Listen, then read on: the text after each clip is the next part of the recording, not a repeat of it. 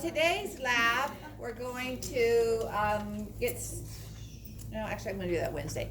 Do the ECG on Wednesday because we won't have gotten to enough information about it to do. And so today's lab involves the PhysioX for the first time. The lab report is due next week, Monday, and I'm still writing it. I haven't done it for online before. I got a third of it done this morning. And it comes from primarily 90% of it comes from doing the activity and answering the questions on the PhysioX. So you might want to, again, I probably should have it done tomorrow, by tomorrow evening. And so it'll be similar in format, but because from the PhysioX I'll have images captured from the PhysioX. So the PhysioX activity is a frog heart, which remember how many chambers a frog heart has? Two atria and one ventricle. And so for about 4 or 5 years, I actually did part of it here, but I hate tipping the frog hearts, they're huge. And I would always do it in the other room, and I just wanted a break from it. But I would use that camera that we use to look at the sheep heart and have the frog heart under there, and you can see the heart contracting. But we didn't have all of the proper equipment to do exactly the same activity that you see on the PhysioX, which is see the actual tracing of the contractile forces. And we would put epinephrine on the surface of the frog heart and acetylcholine, and then cut the frog heart out of the thoracic cavity entirely, and it would continue to beat for about 30 to 40 minutes in a petri dish of the IV, well, it's not like IV, but frog ringer solution. So I have captured some of those images that you'll be doing on the PhysioX. And so essentially you're going to put some chemicals on it, or you're going to stimulate triggering the vagus nerve and see changes that occur in the force of the heart's contraction. So we're not doing an ECG of the frog heart itself. We're measuring, it's kind of like if you did the PhysioX for muscle contraction. The gastric medius muscle contracted and you saw changes in the force of contraction. So with the PhysioX that you have, you're going to see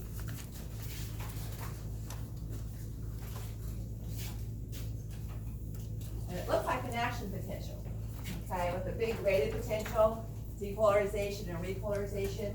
But what you're actually seeing is the force of the heart pulling down on a transducer form. And so this is the force of atrial contraction.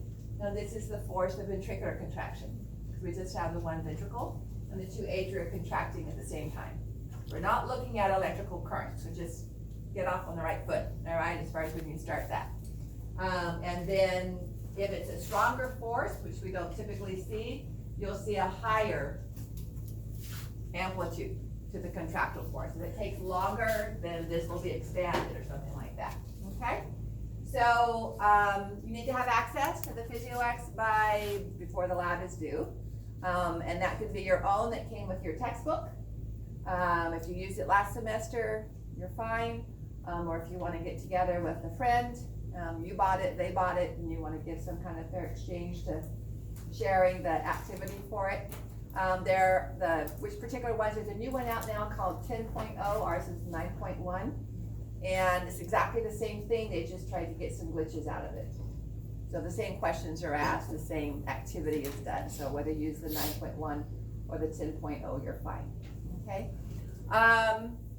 So what we're gonna do today is talk about the two different types of cells that are involved with heart contraction, and review action potentials, both for neuron activity and for muscle contraction. And then refer them back to and but compare them to the newer material that comes with the heart tissue, okay? So let's do a little bit of histology per se, looking at, some of it is not actually microscopic. I don't know what they use on this board, but this is cardiac contractile muscle cells. The reason I'm differentiating, and before I go farther, I do have your exams and the lab exams and the lecture exams. So in the first break, or wait till the last time, we're not actually having the lab today unless you want to study models. And the lab is at home with a physiograph, all right? So unless you want to actually study models, we're not doing that now. And I don't want to wait till the end of that time to pass back the exams because I might forget. So we'll do that in between breaks. And both the lab and the lecture exam. All right, so when we look at a cardiac muscle cell, the only time we ever look at it will be for the contractile cell. Because the autorhythmic cells that we find in the SA node and AV node, if you've heard of those structures, are modified contractile cells. All right, the actin and myosin have been replaced with glycogen and nutrient sources, but we don't really see them histologically. They're hard to find as a histological structure. So when you see this kind of component, we're looking at the contractile cell, and I don't know if you remember, but muscle cells are branched. And so this cell may then come down here, and here would be another cell here. So this would be cell A, and cell B, and cell C. Okay? They're short and branched, which is not like either of the smooth or skeletal muscle cells. Cardiac muscle cells have one nucleus. Would that be similar to smooth muscle or skeletal? Smooth. It's described as a boxcar shaped nucleus, which means that it's rectangular. And like smooth muscle, it's in the middle of the cell. Anybody remember where skeletal muscle nuclei are found? There are multiple. Skeletal muscle cells are formed by diffusion of embryonic cells, and they're just right under the plasma membrane. So in skeletal muscle, it would be right under here, and there'd be lots of them, okay? What do we call the plasma membrane of a skeletal muscle cell? Our word for membrane is lemma, like acrolemma or neurolemma. So sarcolemma.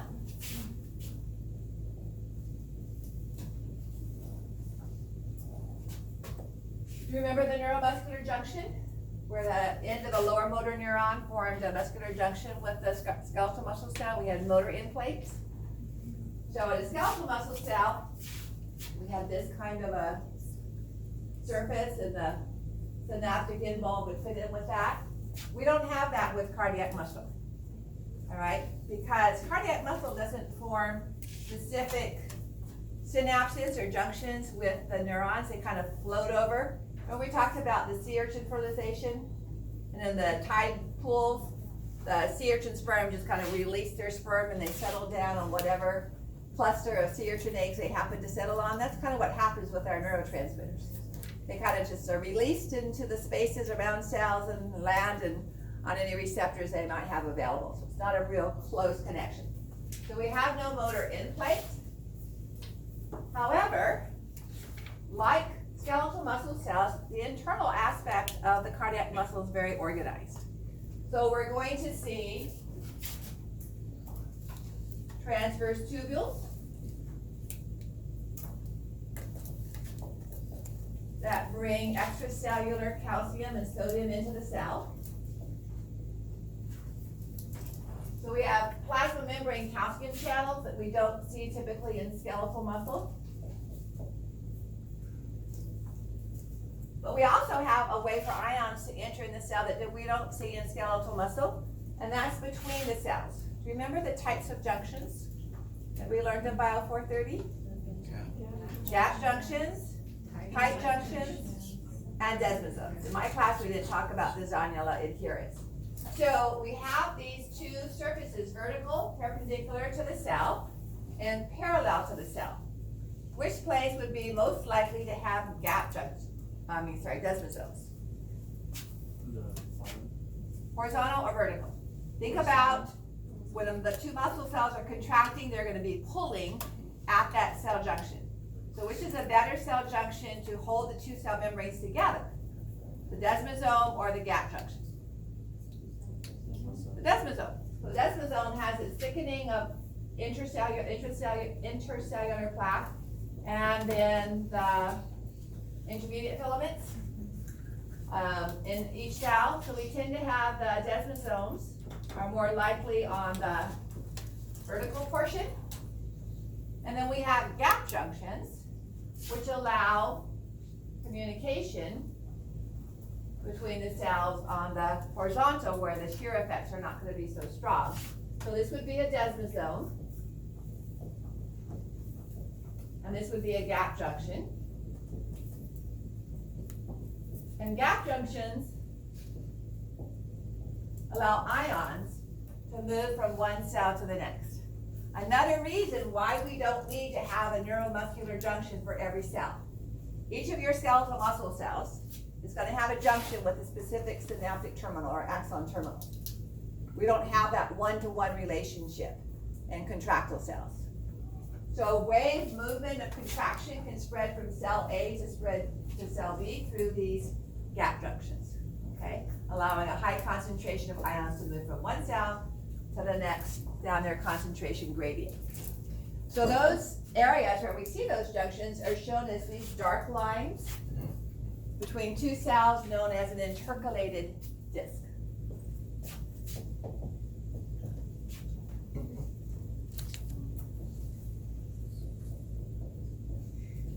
And it looks darker just because we have the two cell membranes close together. We have a double membrane, and that makes it look darker than just a single sarcolemma here.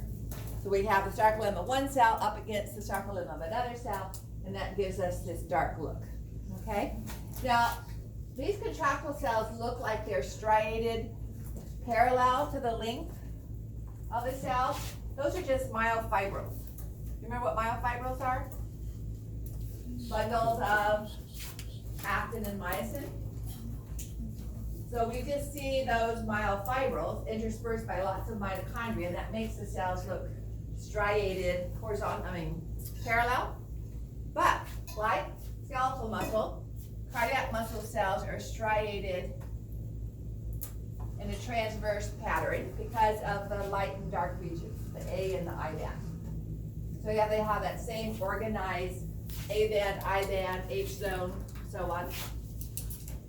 The main difference, and it's not structurally functional, so I'm not going to test you on it, is where the Z disc is found in association with the transverse tubule. And also, I don't know if you recall, but in skeletal muscle cell, we had a transverse tubule, and then we had a terminal cisternae on each side, called a triad with these two structures. So the terminal cisternae was the expanded part of the sarcoplasmic reticulum where we store calcium. So the transverse tubule had a dilated region of the sarcoplasmic reticulum. I don't know why, but cardiac muscle only has one terminal cisternae. So the other portion of the sarcoplasmic reticulum doesn't demonstrate a terminal cisternae, all right? So structurally, cardiac muscle cells, contractile cells at least, are most similar to skeletal muscle. And as far as how actin and myosin slide past each other, they're also very similar to skeletal muscle, except for the one nucleus, which is smooth muscle. And cardiac contractile cells are not innervated by lower motor neurons. They're innervated by sympathetic and parasympathetic nervous system, okay? So they're an autonomic control.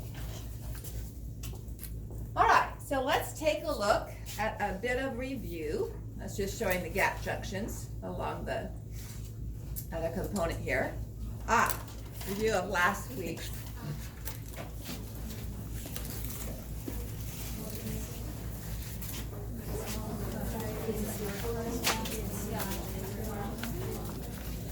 And I have not a literal ton, but a literal bunch of in-class quizzes.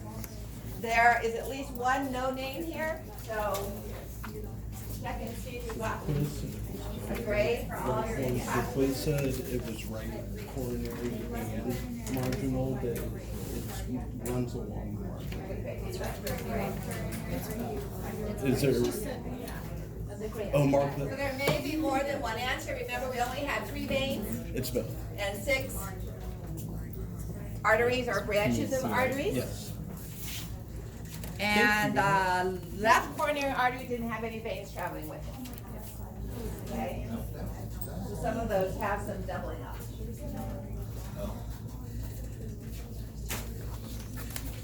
Number 8.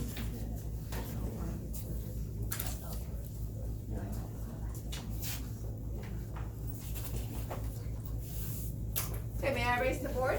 You guys have that? Yeah.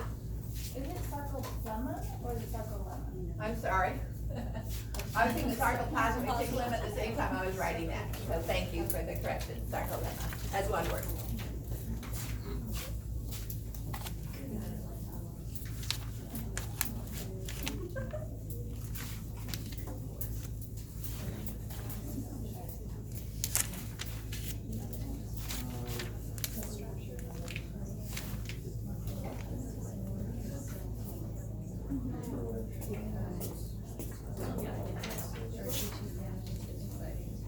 Okay, so let's do a little bit of review.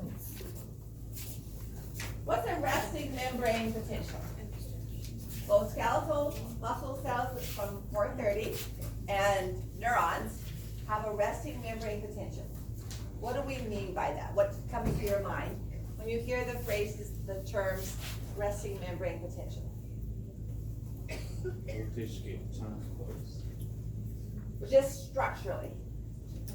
It doesn't mean anything. When you talk about ions, No. how would you use ions to describe a resting membrane potential? Because not all cells have a resting membrane potential. Cells that are irritable do. Irritable means they be able to change that resting membrane potential. So I'll give you a start. Here's a membrane. Are equally, they're at a. The potential means they're unequal. Is the cell inside is more negative? So inside the cell, we see more negative charges along the inner aspect of the membrane. This is why I said unequal. And on the outside of the cell, we see more positive, all right? So outside the cell, inside the cell. For Bio 430, there are three major reasons why muscle cells and neurons can maintain a resting membrane potential. Why do we have this unequal balance, not equal balance, but unequal distribution of positive and negative charges? This time you can talk about channels. So what? Channels? All right, so in a typical skeletal muscle cell or neuron, we have leak channels that are always open, okay, meaning they're not gated. And so we have leak channels that allow ions to move inside the cell to outside the cell. And what would those ions typically be? What kind of ion typically is going to leak out of a muscle cell? Potassium, all right? Potassium has a single positive charge. And it leaks from inside the cell to outside the cell. It goes down its concentration gradient. So it's moving by diffusion. Then we have an open channel that allows ions to move into the cell. And what would this be? Sodium. So sodium has a higher concentration outside the cell. And if it has a leak channel or any channel that's open, it's going to leak into the cell, okay? The sodium ions, which are higher outside the cell, are going to leak into the cell. And potassium ions, which are higher inside the cell, are going to leak out of the cell. Well, so far, we're at an equilibrium. What about this contributes to our fewer positive ions inside the cell and more positive ions outside the cell? They're on the right track, but the way I've drawn it, we have positive ions moving into the cell and positive ions moving out of the cell. So essentially we're at a net gain, net loss. So what else do we need to add to this scenario? Calcium? No, that's a voltage gated. Pardon? Nope, we don't need another channel. Not there yet. We will talk about another channel, but right now we're not done with this one. The way I've drawn it, we're at a balance. But if you look at this over here, we have to lose more positive than we gain, right? So how do we do that? We have more potassium channels than we have sodium channels. So, although we do gain sodium, we lose more potassium. So we have a net loss of positive ions via the leak channels. Okay? So another way of saying this is the cell is more permeable to potassium than it is to sodium. And since potassium is leaving, more potassium is going to leave than is going to come into the cell. So that's the first of three reasons. So the cell membrane is more permeable to potassium, which exits, than to sodium, which are entering. And the reason it's more permeable is we have more potassium leak channels, okay? Because sodium doesn't pass through the potassium to any measurable amount, and potassium doesn't move through sodium. All right, so that's one major reason why the inside of the cell has fewer positive ions, okay? The other reason is also a channel. These were leak channels. These didn't require any energy. So this other channel does require energy.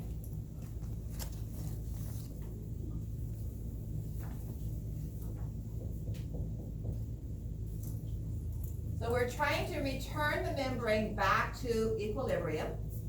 And so by using ATP, we're going against the gradient, okay? It requires energy.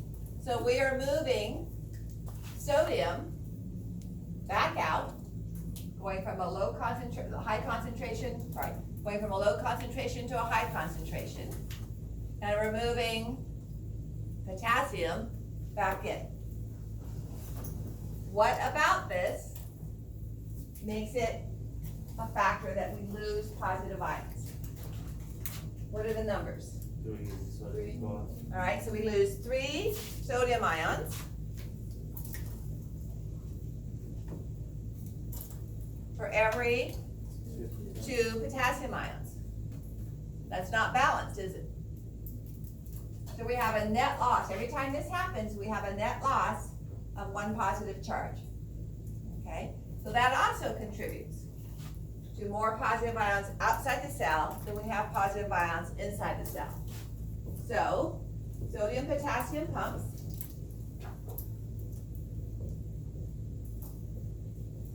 move more sodium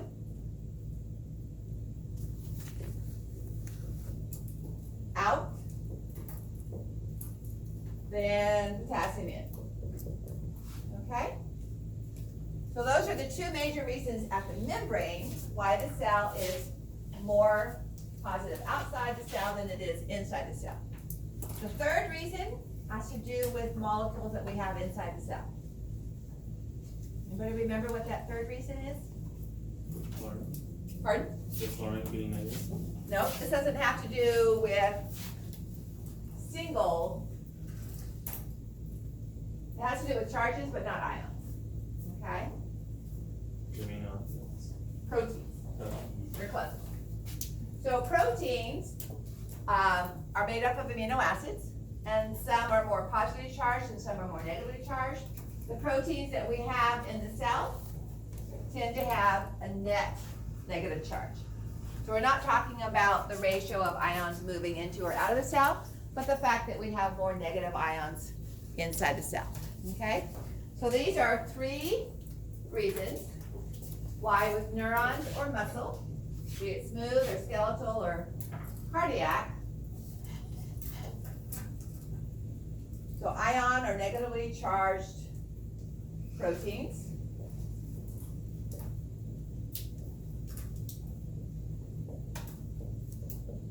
inside the cell. Okay? So that's true for neurons, and in my class last semester, that's what we talked about first before we talked about skeletal muscle, because that's how the muscle gets innervated, is the current traveling from the nerve, but it's applicable to our muscle tissue too. This is what creates an irritable membrane, all right? Both neurons and muscle cells have irritability.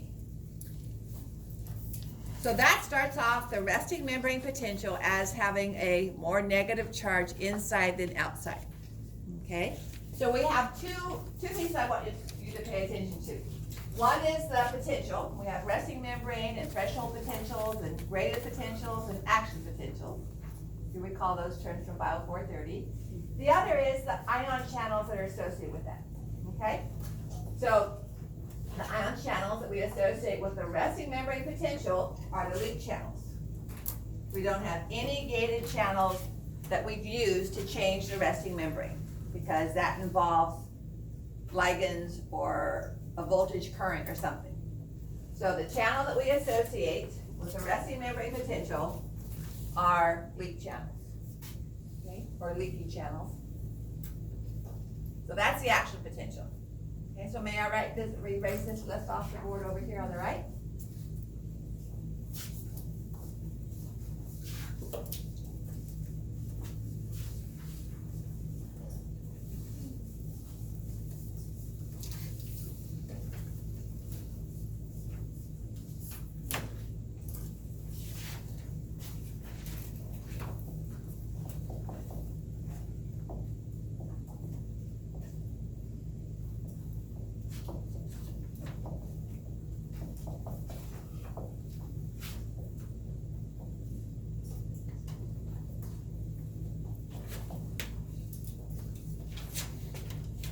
And sodium potassium. All right, so if you look at a resting membrane potential, it's a straight line. It's not going up, it's not going down, right? And if we look at it on a graph like this, where the difference between the inside of the cell and the outside of the cell, if it's completely in equilibrium, is a zero. A resting membrane potential is going to be down in the negative range, but it's still a straight line, okay? Meaning the inside of the cell is more negative than the outside of the cell. So if we allow positive ions to come into the cell, is our line going to go up or is our line going to go down? Up, because positive's up here. So if we allow positive ions to come into the cell, the inside of the cell is going to become more positive, less different from what equilibrium would be. So what did we call the term for the inside of the cell becoming more positive? Depolarization. Okay?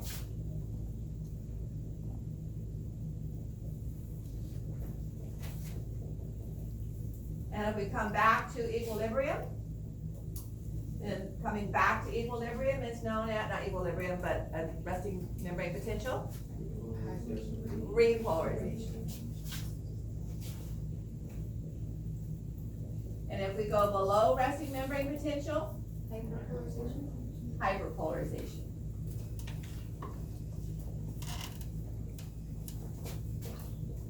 Meaning we're farther away from equilibrium.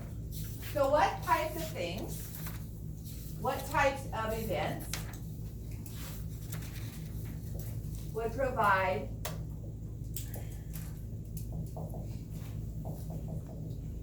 for depolarization? What types of things would make the inside of the cell more positive? Adding more sodium, all right? Or gaining.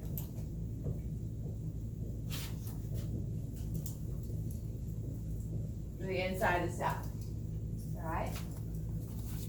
We could do that by opening additional sodium ion channels. We could also do that if this is our cell, and we normally have this amount of sodium on the outside of the cell. We could drive more sodium into the cell by increasing the concentration of sodium outside the cell, right? We're increasing the concentration gradient, and therefore, through the leak channels, more sodium ions would move into the leak channels, all right? What if we switch this to potassium? What do we have to do to potassium to make the inside of the cell more positive? Or We have to keep it, because the inside of the cell becomes negative by the So if we make potassium stay inside the cell, then the inside of the cell is gonna become more positive. Okay? So,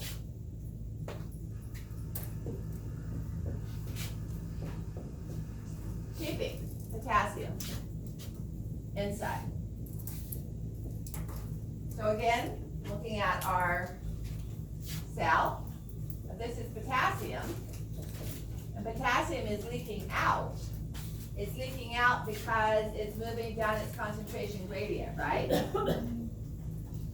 If someone gets an injection of potassium chloride, which by the way is really hard to poison someone that way because the kidneys are really good at getting rid of extra potassium, but let's just say they become overwhelmed by a potassium injection, and there's lots and lots and lots of potassium outside the cell, same thing we saw here, but for opposite reasons.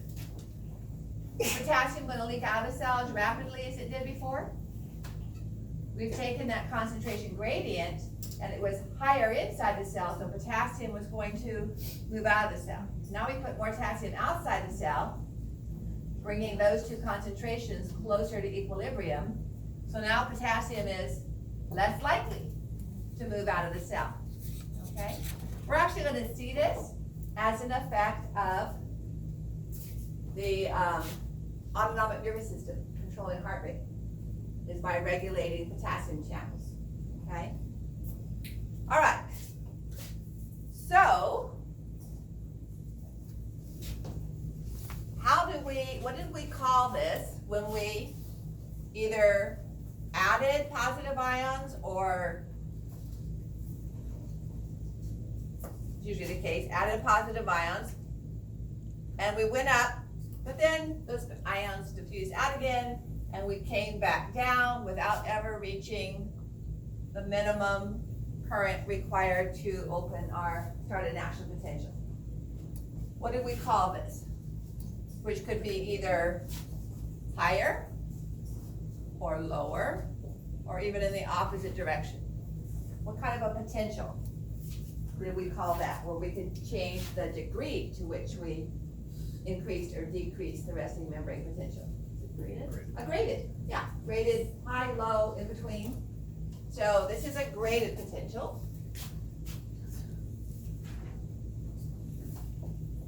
Meaning it could be a weak depolarization or a strong depolarization or a weak repolarization. And what kind of channel, do you recall, from muscle and nerve, typically functions to change or create a graded potential?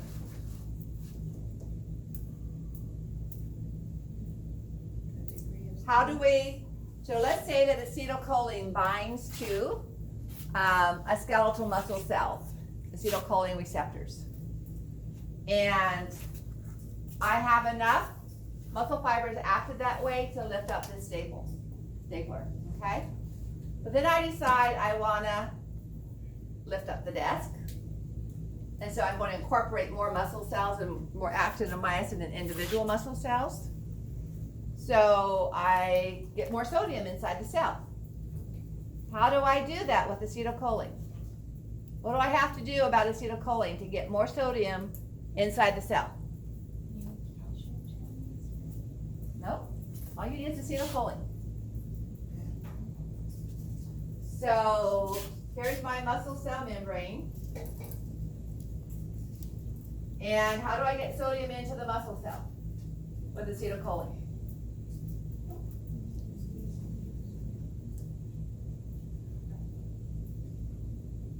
I open a sodium channel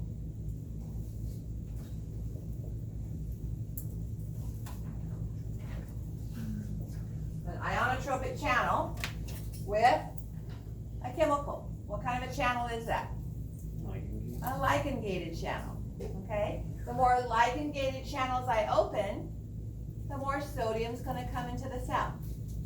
So by causing my neuron to fire over and over and over, I could add lots and lots of acetylcholine to that space between the nerve and the muscle.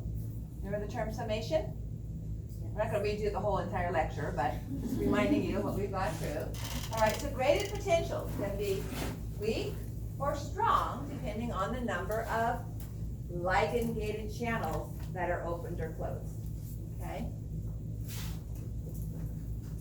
Ligand or ligand, you can, but these are gated channels. So you may have heard the illustration of throwing a rock into a pond, and it creates a ripple or a wave.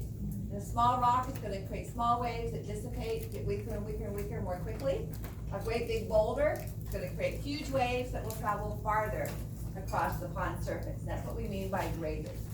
All right, so a lot of acetylcholine opens a lot of channels, or the ones that are open will keep staying open, because as soon as this acetylcholine comes off, another acetylcholine is ready to take its place, and the channel stays open longer. Okay? So graded potentials can be weak or strong, and they dissipate.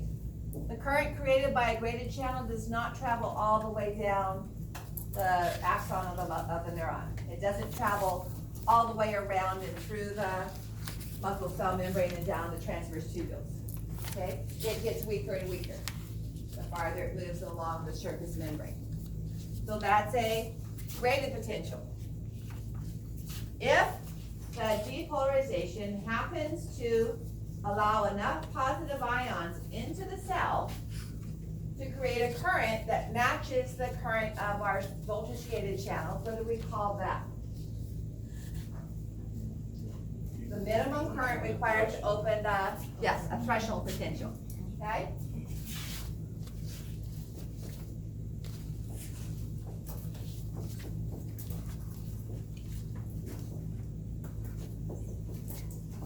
And that can be done either by ligand-gated channels.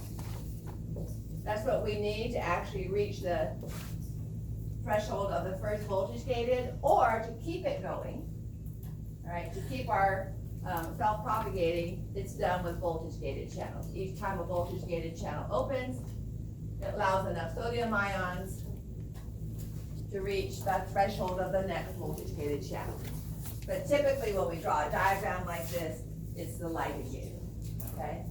We just usually don't talk about threshold being reached when we talk about the action potential, but the reason it keeps going is because it opens it reaches the threshold of each voltage-gated channel. Which then brings us to the last type of a potential.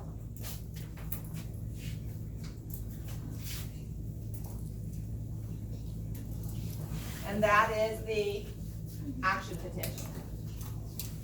All right, so to redraw what I was drawing, here's our resting membrane potential.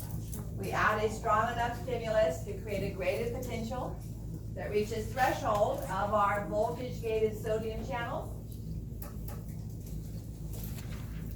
which causes a spike of positive ions in the cell. That voltage-gated sodium channel closes, and we open voltage-gated potassium channels.